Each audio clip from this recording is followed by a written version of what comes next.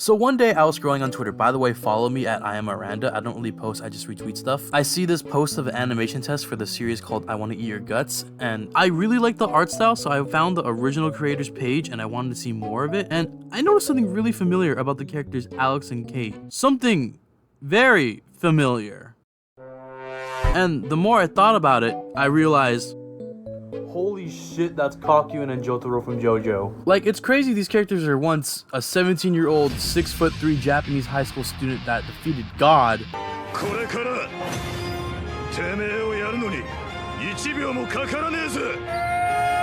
And a donut corpse. Like, it's crazy that this happened because of shipping art. So quick side note, the creator doesn't actually see Kate and Alex as Jotaro and Kakyoin.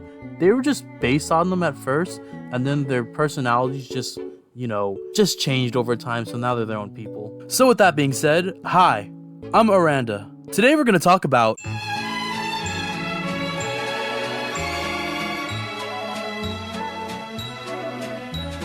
So when we watch our favorite movies, TV shows, just any of that stuff, there will be characters that we like and we see that they have really good chemistry with each other and we would want them to get together. Sometimes they do, sometimes they don't. And sometimes cucking your favorite characters with a guy named Paul, who clearly pushed Peter through a portal, trapping MJ there for 4 fucking years. Like, stop trying to push him! We're not gonna like him! Where was I going with this? Oh yeah. This is shipping culture. Like, we want our favorite characters to be happy, and, you know, if they have really good chemistry with another character, why not get together? There are a lot of good ships out there, but we're not going to talk about those because we're here for the bad stuff, because, let's be honest, it's more entertaining that way. I don't know if you hear that, but someone's blasting their music so loud that it's hard for me to record. These are some of the worst ships.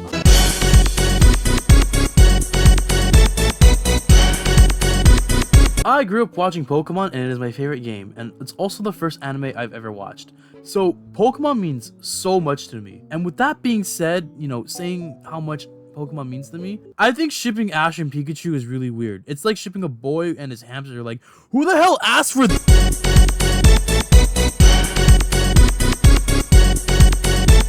I have no idea why there's so much Goku cucking Chi-Chi art. Like, it's based off of 2 ships that I don't understand. Like, Chi-Chi is the only woman that Goku loves. Notice how I say woman because he really loves Vegeta. Hey, handsome, what? Vegeta, it's not.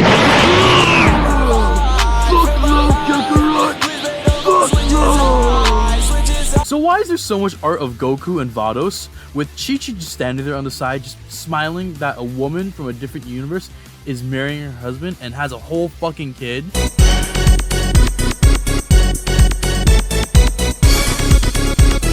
This part is not about shipping. I just can't for the life of me imagine anyone being with Luffy. Unless it's a literal pile of food, I can't see anyone.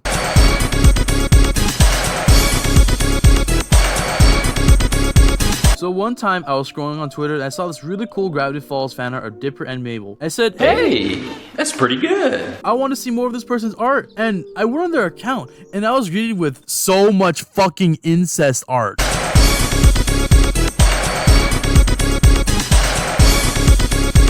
Make the screams stop.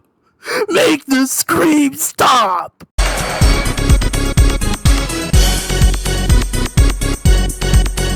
I feel like the worst ship of all time is the Dona Paz. Late on the 20th of December, the Dona Paz was bound for Manila from Tacloban. The passenger ferry collided with the oil tanker MT Vector in the Wait, this is for my history project. Okay, let me just restart for a second. I meant the worst ship of all time is literally anything involving a kid's show, especially the Roundhouse. It's like Dipper x Mabel, but turned to 11. Why is there so much art of this shit? So those are just some examples, but I feel like shipping becomes really problematic when real life people are involved. Case in point, Ed's World. Ed's World was a show that was created by Ed Gold, and every character, you know, most characters were based off of real people. This includes Paul and Patrick. Patrick was a legacy backer. He helped fund the show. Because of that, he got a cameo. Paul, on the other hand, is one of Ed's friends and he's also an animator on the show. They were shipped together because of one scene. Iceberg! Dead ahead! We are in the play. Oh yeah. Cloudburn!